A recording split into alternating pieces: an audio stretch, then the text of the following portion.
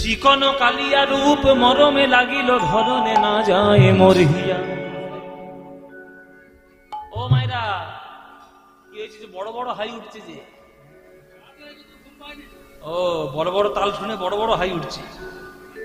কি গো মায়েরা, বলো তো চিকন শব্দের অর্থ কি? শুধু পদা বলে শুনলে হবে না, তার ব্যাখ্যাগুলো তো জানতে হবে। চিকন শব্দের অর্থ কি? চিকন শব্দের অর্থ এক একটা জায়গায় এক এক রকমের। এটা আমাদের পশ্চিমবঙ্গ, এখানে চিকন শব্দের অর্থ আলাদা। ওই পারে হচ্ছে পূর্ববঙ্গ, বাঙালদের কাছে চিকন শব্দের অর্থ আলাদা। বাঙালদের কাছে মানে পূর্ববঙ্গের লোকেদের কাছে চিকন শব্দের অর্থ হচ্ছে ফর্সা, অত্যন্ত ফর্সা, সুন্দর, চিক চিকনা বলে। হ্যাঁ, চিকনাই বলে না, চিকনাই। চিকন শব্দের অর্থ চিকন থেকেই এসছে। ওইদের দেশে অর্থ হচ্ছে ফর্সা। আমাদের পশ্চিমবঙ্গে কোথাও কোথাও চিকন শব্দের অর্থ হচ্ছে সরু। অনেকে বলে না চিকন পাড়ের ধুতি দাও, চিকন পাড়ের শাড়ি দাও। চিকন মানে সরু। কিন্তু পদাবলী সাহিত্যে যে চিকন শব্দটা বলা হচ্ছে, এটা সরুও নয়, এটা ফর্সাও নয়। এই শব্দের অর্থ হচ্ছে মসৃণ। মসৃণ কালো কৃষ্ণ রূপ মরমে লাগিল ধরনে না যায় মরহিয়া। ওরে ললিতা রে, ওরে বিশাখা রে, যমুনার ঘাটে যে গোবিন্দ রূপ আমি দেখে এলাম, এই গোবিন্দের রূপ যেন আমার হৃদয়ে এমন ভাবে আঘাত করেছে, জগতে কিছুই আমার আর প্রয়োজন নাই, তাই সকল রত্ন ভাসিয়ে দিয়ে এলাম যমুনার জল। চিকন কালিয়া রূপ মরমে লাগিল ধরনে না যায় মরহিয়া। গোবিন্দের মুখখানা কেমন জানিস? কত চাঁদনী নারীরা বধূর মুখখানি মাঝি আছে গো, কত চাঁদনী নারীরা বধূর মুখখানি মাঝি আছে গো, কত চাঁদনী মুখখানি মাঝি আছে, কত চাঁদনী নারীরা। দেখুন কত চাঁদ নিঙারিয়া। আস্তে আস্তে। ও মায়েরা, আগেকার দিনের মেয়েদের, আগেকার দিনের লোকেদের বিশ্বাস ছিল, মানে মনে করত যে আকাশে যে চাঁদটা উঠেছে ওটা হচ্ছে একটা বিরাট ধরনের অমৃতের রসগোল্লা। অমৃতের রসগোল্লা। রসগোল্লা চিপলে কি বেরোবে? রস বেরোবে। তেমনি চাঁদকে চিপলে অমৃত বেরোবে। এটা আগেকার দিনের ধারণা, কোনো শাস্ত্র প্রমাণ নয়। লোকেদের ধারণা যে চাঁদকে চিপে ধরলে বিন্দু বিন্দু অমৃত ঝরবে। আর পদকর্তা বলছেন যে বিশ্ব ব্রহ্মাণ্ডের যত চাঁদ আছে সবাইকে নিংড়ে নাও, আর সব চাঁদ নিংড়ে নিয়ে যে অমৃত বিন্দু বেরোবে, সেই অমৃত দিয়ে নাকি গোবিন্দের বদনকে মাজা হয়েছে। সেই অমৃতময় মুখ, কত চাঁদনী নারীরা বধূর মুখখানি মাঝি আছে গো, কত চাঁদনী নারীরা বধূর মুখখানি মাঝি আছে গো, না জানি তাই কত সুধা দিয়া, কত সুধা দিয়া। ও কি আহারে কত সাজায়, কত সুধা দিয়া, কত সুধা দিয়া।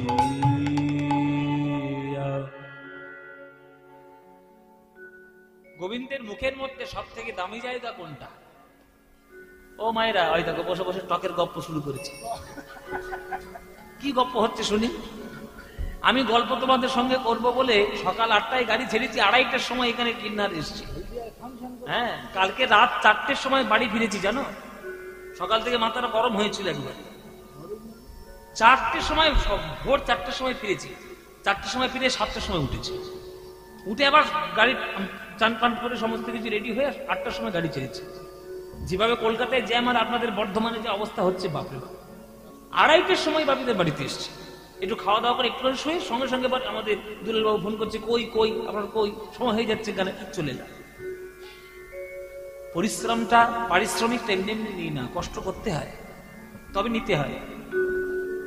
এত কষ্ট করে তোমাদেরকে আমি 2-1টা পদাবলী গান শোনাবো বলে এসেছি। আমার বীরভূম জেলায় গান গাইতে যতটা আনন্দ লাগে অন্য কোনো জেলায় গান গাইতে এতটা ভালো লাগে না। আমি সত্যি বলছি, তোমাদের শোনানোর জন্য নয়। কেননা বীরভূম জেলার মানুষরা কীর্তন বোঝে, গান শোনে। তোমরা যদি তোমাদের টকের গল্প বলে বলে যদি গানগুলো নষ্ট করো, গায়ে জল ছড়া দেবো, কিন্তু গঙ্গা জল ছড়া দেবো। ভালো করে শোনো, গোবিন্দের বদনের মধ্যে সব থেকে সুন্দর জায়গা কোনটা বলো দেখি, কোনটা? যদি আজকের বলতে না পারো, লিপস্টিক পরা বন্ধ করে দেবো চিরকালের মতো। কর্তাদের পকেট ফাঁক করে ফাটিয়ে নিয়ে 10 টাকা 15 টাকা 20 টাকা সব জমাচ্ছে মায়েদের নিজেদের পার্সের মধ্যে। হ্যাঁ, আর লিপস্টিক কে না বলো, অধর কাকে বলে বলো? অধর কাকে বলে? একে কি বোঝেবো? বলো অধর মানে ঠোঁট। আরে ঠোঁট তো বটে, কোন ঠোঁট? উপরের না নিচের? উপরে। খবরদার যদি তোরা লিপস্টিক পরার বায়না করেছিস, বলে উপরে। শোনো, ঠোঁটের দুটো পাপড়ি, আমাদের ঠোঁটের দুটো পাপড়ি তো, একটা উপরের ঠোঁট, নিচের ঠোঁট। উপরের ঠোঁট তার নাম হচ্ছে ওষ্ঠ, আর নিচের ঠোঁট তার নাম হচ্ছে অধর। এইবার তোমরা বুদ্ধি করে বলো যে গোবিন্দের বাঁশি যখন বাজে সেটা কোন ঠোঁটে বাজে, উপরে না নিচে? এখানে গঙ্গা নদী কোথায় আছে? আছে কোথাও? ডুবিয়ে মারবো আমি একে, ডুবিয়ে মারবো। বলে নিচে নেই। ও মায়েরা, গোবিন্দের কোন ঠোঁটে বাঁশি বাজে? নিচের। বাঁশিটা তো নিচের ঠোঁটে লাগানো থাকে। তাহলে সঙ্গীত বলো, আর অধর সুধা বলো, আর অমৃত বিন্দু বলো, যাই বলো, সেটা নিচের ঠোঁট থেকে প্রকাশিত। তাই গোবিন্দের এই যে অধরের যে দুটো কুল, এই যে কোণ, এই কোণ দুটোই হচ্ছে অমৃতের সুধা খনি। অধরের দুটি কুল জিনিয়া মাধুরী ফুল, অধরের দুটি কুল জিনিয়া মাধুরী ফুল, অধরের দুটি কুল জিনিয়া মাধুরী ফুল, অধরের দুটি কুল জিনিয়া মাধুরী ফুল।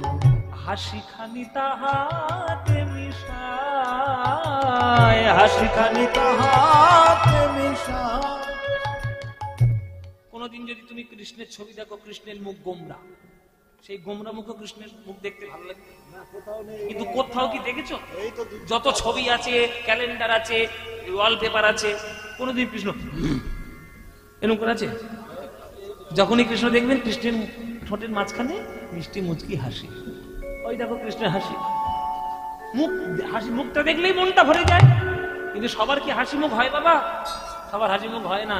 হয়তো ফর্সা লোক, দেখতে ভালো, হ্যান্ডসাম ছেলে, সুন্দর দেখতে, কিন্তু মুখটা এমন গোমরা করে রাখবে, তার মুখের দিকে তাকানো যায় না।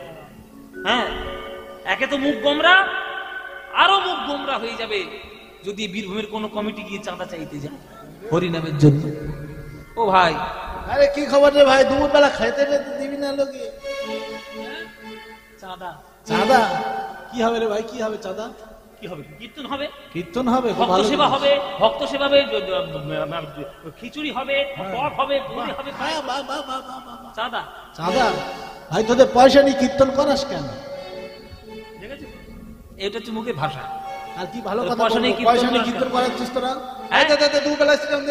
একে তো মুখটা গোমরা, আর তার ওই 5টা কথা শুনলে আপনার ওই চাঁদা নিতে ইচ্ছে করবে। কি আছে ছেড়ে দে, দুপুরবেলা ছেড়ে দে। জ্বালাতন করতে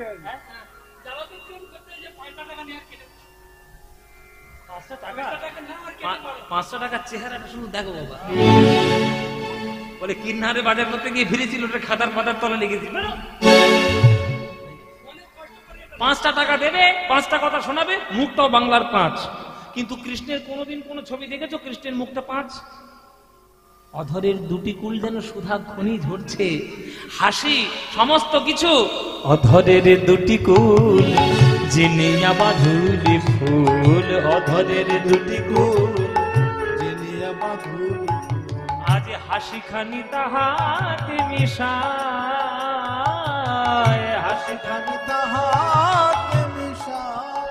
এমন ওই নবীন মেঘের পরে বীজরি প্রকাশ করে, নবীন মেঘের পরে বীজরি প্রকাশ।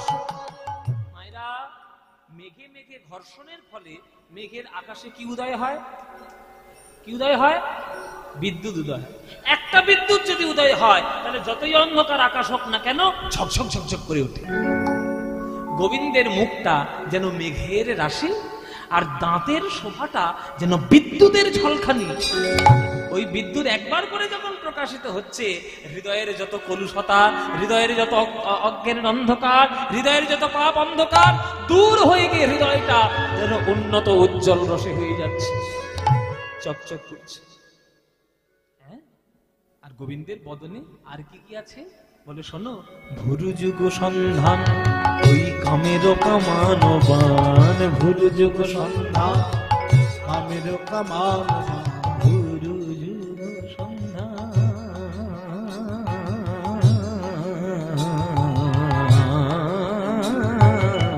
ভুরু যুগ সন্ধান কামের কামানবান, হিঙ্গুলে মণ্ডিত দুটি আখি রে, হিঙ্গুলে মণ্ডিত দুটি আঁখি। ও মাইরা, শীতকালে তোমাদের এদেশে আসে কিনা আমি জানি না, শীতকালে বিহারীরা কাঁধে তুলোর বস্তা নিয়ে আর লেপ তৈরি করার জন্য গ্রামে গ্রামে ঘরে না আসে? আপনাদের এদিকে, আমাদের দিকেও আসে। কাঁধে শূন্য তুলোর বস্তা, আর কাঁধে দেখবেন ধনুকের মতো একটা ওই সেই তার দেওয়া একটা যন্ত্র থাকে।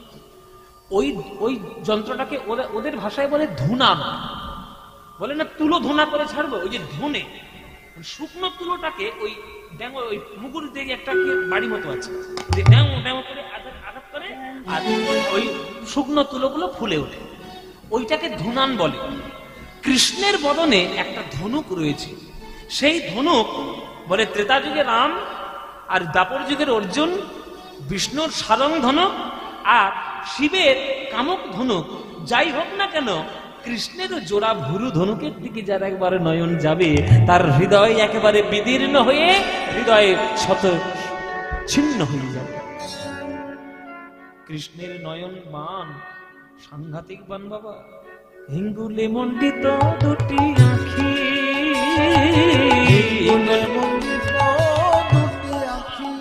বলে অরুণ নয়ন কোণে চাইয়াছিল আমা পানে, অরুণ নয়ন কোণে চাইয়াছিল আমার, সেই হইতে শ্যাম রূপ দেখি, সেই হইতে শ্যাম রূপ দেখি, সেই হইতে শ্যাম রূপ দেখি, সেই হইতে শ্যাম রূপ দেখি। মেঘের আড়াল থেকে রাবণের ছেলে মেঘনাথ ইন্দ্রজিৎ লক্ষণকে একটা তীর মেরেছিল, যে তীরটার নাম ছিল শেল, শক্তি শেল। এই শেল নামক বানটির বৈশিষ্ট্য কি? অন্য বানের থেকে এই বানের পার্থক্য কোথায়? অন্য বান শুধুমাত্র ছুঁচলো, আর শেল শুধু ছুঁচলো নয়, ওই ছুঁচের পিছনে বড়শির মতো বাঁকা। মায়েরা, এই বানের উপকারিতা কি? বলে যদি একবার ঢুকে যায় বুকের ভিতরে, ঢুকে ঠিক যাবে, কিন্তু আর টেনে তুমি বের করতে পারবে না। গোবিন্দের নয়ন বান হলো ওই শক্তিশীলের মতো, যার হৃদয়ে একবার প্রবেশ করবে, প্রবেশ তো করে যাবে বাবা, আর তাকে টেনে হিচড়ে বার করা যাবে না। যদি টেনে হিচড়ে বার করতে যাও, হৃদয়ে বিচ্ছিন্ন হয়ে, হৃদয়ে টুকরো টুকরো হয়ে তোমার জীবন চলে যাবে, কিন্তু প্রেম কখনো বেরোবে না। অরুণ নয়ন কোণে চাইয়াছিল আমা পানে, অরুণ নয়ন কোণে চাইয়াছিল আমার, আর সেই হইতে শ্যাম রূপ দেখি, সেই হইতে শ্যাম রূপ দেখি, সেই হইতে শ্যাম রূপ দেখি, সেই হইতে শ্যাম রূপ দেখি। ললিতা বলছে, আচ্ছা রাধে, তুই যে এই সর্বনাশটা যে যমুনার ঘাটে করে এসছিস, বড়াই করে তো বলছিস আমাদের কাছে, তা তুই তো একটা রাজনন্দিনী, নায়িকার শিরোমণি, বৃষভানু নন্দিনী, প্রেমকান্তা চূড়ামণি, অষ্টকবির শিরোমণি, একটা প্রকৃত নায়িকার মধ্যে যা যা গুণ থাকার দরকার সবগুলো সম্পূর্ণরূপে তোর মধ্যে রয়েছে। তা তুই এত বড় একটা নায়িকার শিরোমণি হয়ে কোথাকার একটা রাখাল ছেলের প্রেমেই মজে গেলি? হ্যাঁ, তো লজ্জাও করলো না? তুই একটা রাজার মেয়ে হয়ে একটা রাখাল ছেলের প্রেমে পড়লি? তোর এই সর্বনেশে কাণ্ডটা কখন থেকে ঘটলো রাধে? তখন রাধারানী বলছে, ওরে ললিতা রে, একবার যখন প্রেম সাগরে ডুব দিয়েছি, আর তো ফিরে আসার কোনো রাস্তা নাই। কিন্তু এই সর্বনাশ আমার হলো কবে জানিস? যেদিন আমি যমুনার ঘাটে জল আনতে গিয়েছিলাম, যমুনার জল হইতে উঠিয়া আসিতে পথে, যমুনার জল হইতে উঠিয়া আসিতে পথে, যমুনা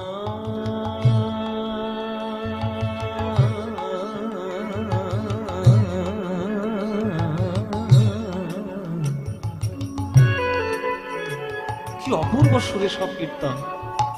যমুনা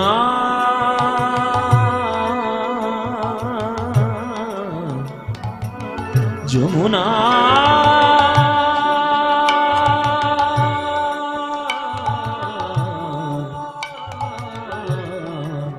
যমুনা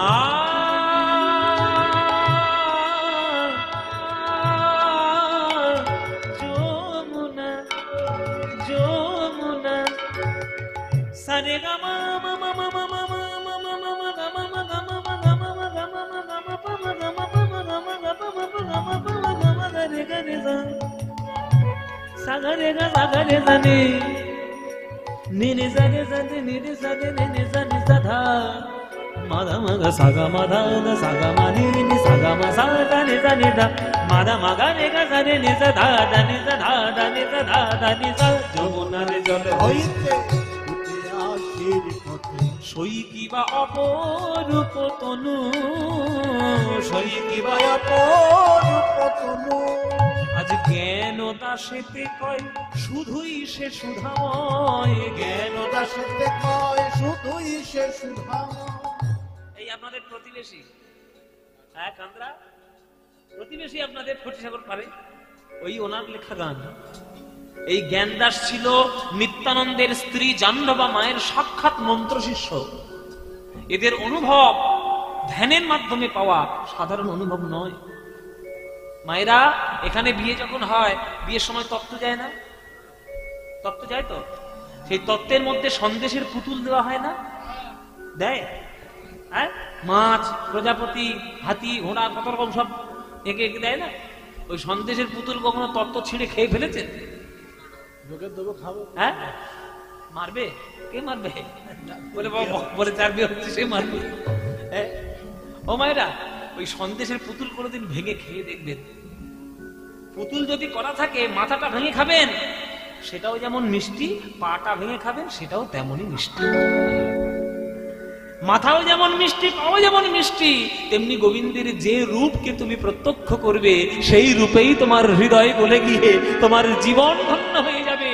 কেননা কৃষ্ণ অঙ্গ শুধুই সে সুধাময়, জ্ঞান দাসেতে কয় শুধুই সে সুধাময়। সারে গামা গামা গামা গামা পামা গামা গারে গামা গামা গারে গারে নে সাগা নে সারে নে নে সা ধাদা নে নে সা ধাদা নে নে সা ধাদা নে নে সা, জ্ঞান দাসেতে কয় শুধুই সে সুধাময়। গোকুলে নন্দের বালা কানু, গোকুলে নন্দের বালা কানু, গোকুল নন্দের বালা কানু, গোকুল নন্দের বালা কানু। সখীরে আমার সবই গেল, সখীরে আমার সবই গেল, ওই যমুনার ঘাটে জল এনে সখীরে আমার সবই গেল, যমুনার ঘাটে জল এনে সখীরে আমার সবই গেল, ওই কৃষ্ণ রূপে নয়ন দিয়ে সখীরে আমার সবই গেল, কৃষ্ণ রূপে নয়ন দিয়ে সখীরে আমার সবই গেল, ওই কৃষ্ণ রূপে নয়ন দিয়ে পাগলিনী ভিখারিণী হয়ে, কৃষ্ণ রূপে নয়ন দিয়ে কৃষ্ণ কৃষ্ণ কৃষ্ণ বলে, কৃষ্ণ রূপে নয়ন দিয়ে কৃষ্ণ কৃষ্ণ কৃষ্ণ বলে, কৃষ্ণ রূপে নয়ন দিয়ে সখীরে আমার সবই গেল। গোকুলে নন্দের বালা কানু, গোকুলে নন্দের বালা কানু, গোকুলে নন্দের বালা কানু, গোকুলে নন্দের বালা কানু।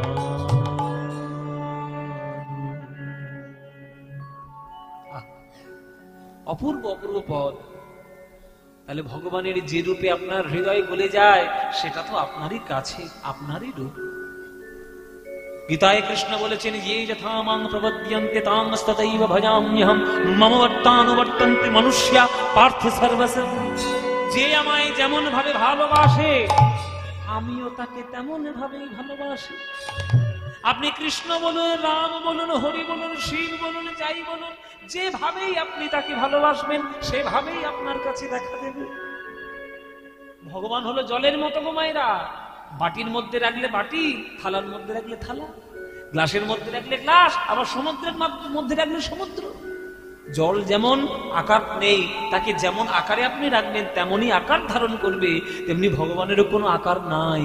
যে রূপে আপনি মনে করবেন ভগবান আপনাকে সেই রূপেই দেখা দেবে, সে রূপেই দেখা দেবে। এই যে বীরভূম জেলাটা, এই যে আস্তে আস্তে এই যে বীরভূম জেলাটা কত লম্বা আর কত চওড়া, আপনারা কোনোদিন ফিতে নিয়ে মেপে দেখেছেন? হ্যাঁ, ফিতে নিয়ে মেপেছেন কোনোদিন? বাবা আর বাবারা বলছে এত বড় ফিতেই হয়নি, আর ফিতে নিয়ে মাপবো কি? ওই রকম ফিতে আছে নাকি?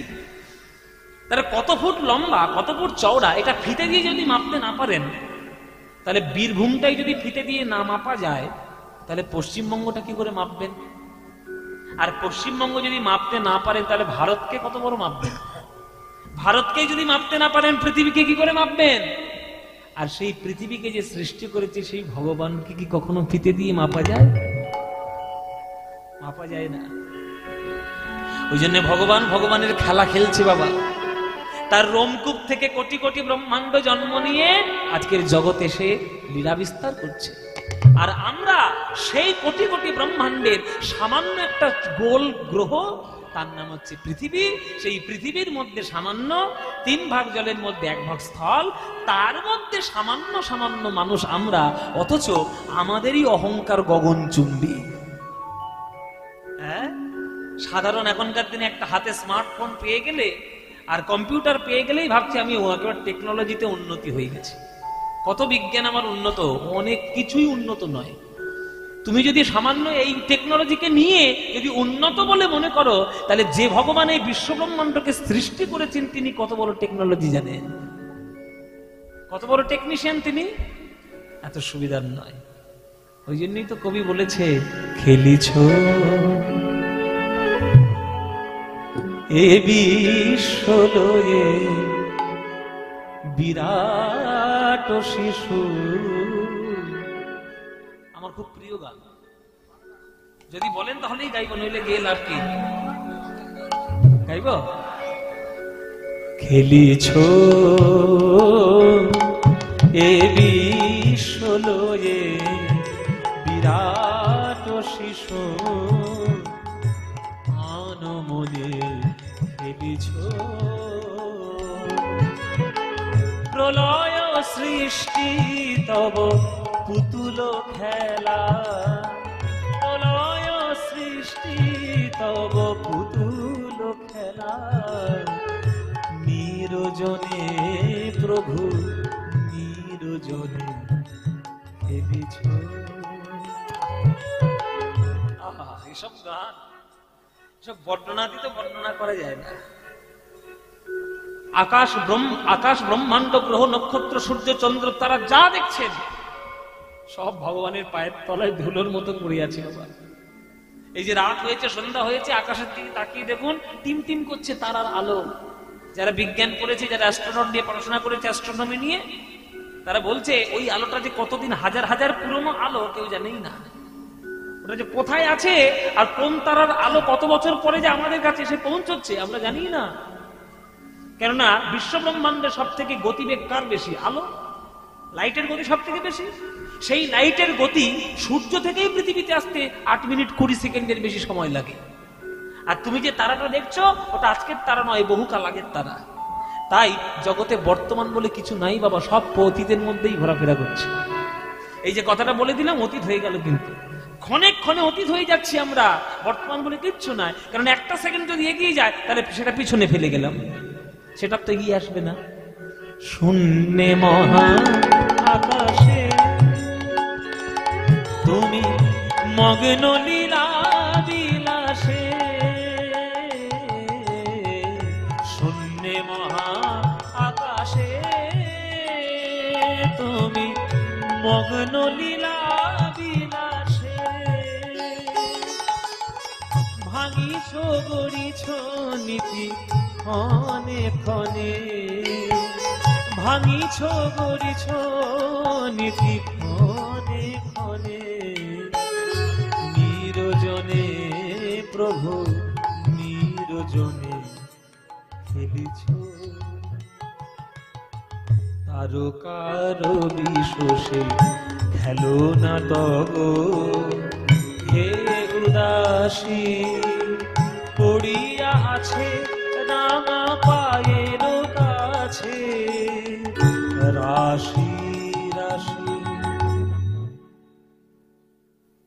এখন দেখবেন সব ইউটিউব চারদিকে হয়েছে, সবাই এখানে দেখুন কতটা ইউটিউব বসেছে, হ্যাঁ সব কতটা ইউটিউব চ্যানেল বসেছে। দেখুন ক্যামেরা নিয়ে পদ্মবলসের কীর্তন, একটা টাকাও আমার দেয় না, সব ফ্রি পয়সায় রেকর্ড করে নিয়ে ছাড়ছে। আর ইউটিউবে বেশ ভালোই ইনকাম হয়, কারণ আমার নিজের চ্যানেল আছে, আমি জানি। যাই হোক, ইউটিউব এখন দেখবেন সবাই এখন হাতে মোবাইল পেয়ে, সবাই বিজ্ঞানী, সবাই দার্শনিক, সবাই সঙ্গীতজ্ঞ, সবাই সবকিছু। এত সোজা নয়। বলছে কোন টেকনিশিয়ান আছে, কোন টেকনোলজিতে তোমরা শাস্ত্র বলছো? আরে বাবা, তোরা যে টেকনোলজি নিয়ে বাস করছিস, এই টেকনোলজি অনেক পুরনো। যেটা এখনকার দিনে কেউ কল্পনাই করতে পারে না, সেটা 500 বছর আগে কি করে কল্পনা করলো? 500 বছর আগে যদি কেউ মনে করতো আকাশ থেকে উড়োজাহাজ উড়ে যাচ্ছে, তাকে পাগল বলবে না? কি করে হয়? একটা জিনিস উড়ে যাবে কি করে আকাশের থেকে? কিন্তু সেই আকাশে বিমান উড়ে যাওয়ার ঘটনা আজকে নয়, আমাদের রামায়ণ শাস্ত্রে বহুকাল আগে থেকেই পড়ে আছে। আমাদের 500 বছর আগে পর্যন্ত মানুষ বলতো পৃথিবী চারটা, পৃথিবী চারকোনা, পৃথিবী হ্যানা ত্রিকোণ, এই ওই। কিন্তু বহুকাল আগে থেকে আমাদের ভারতবর্ষের সনাতন শাস্ত্রে লেখা ভূগোল। যেখানে যেখানে বরাহর মূর্তি দেখবেন, বরাহ ঠাকুরের ছবি দেখবেন, মূর্তি দেখবেন, তার সিংহের উপরে পৃথিবীটা আছে, সেটা গোল, সেটা চারকোনা নয় আর ত্রিভুজ নয়। তাহলে আমাদের শাস্ত্র কি করে বুঝলো? কোন বিজ্ঞান তারা নিয়েছিল আর আমরা কি বিজ্ঞান নিচ্ছি? কি বিজ্ঞান নিয়ে অহংকার করছি? কিচ্ছু হবে না। আমাদের আগের দেশের পুরনো ইতিহাস ঘাটুন, অনেক বড় বড় বিজ্ঞানী পাবেন। তাই এই বিশ্ব ব্রহ্মাণ্ড যিনি সৃষ্টি করেছেন, তার থেকে বড় টেকনিশিয়ান কেউ নাই। তার চরণ তলেই সব পড়ে রয়েছে গ্রহ নক্ষত্র, সূর্য চন্দ্র তারা। তারকার বিশ্বসী খেলো না তব, হে উদাসী পড়িয়া আছে রাঙা পায়ের কাছে রাশি রাশি। নিত্য তুমি হে উদার, সুখে দুঃখে অবিকার। নিত্য তুমি হে উদার, সুখে দুঃখে অবিকার। হাসিছ খেলিছ তুমি আপন সনে, হাসিছ খেলিছ তুমি আপন সনে। নিরজনে প্রভু নিরজনে খেলিছ। এ বিশ্বলয়ে বিরাট শিশু আনমনে খেলিছ। এ বিশ্বলয়ে বিরাট শিশু আনমনে খেলিছ, খেলিছ, খেলিছ।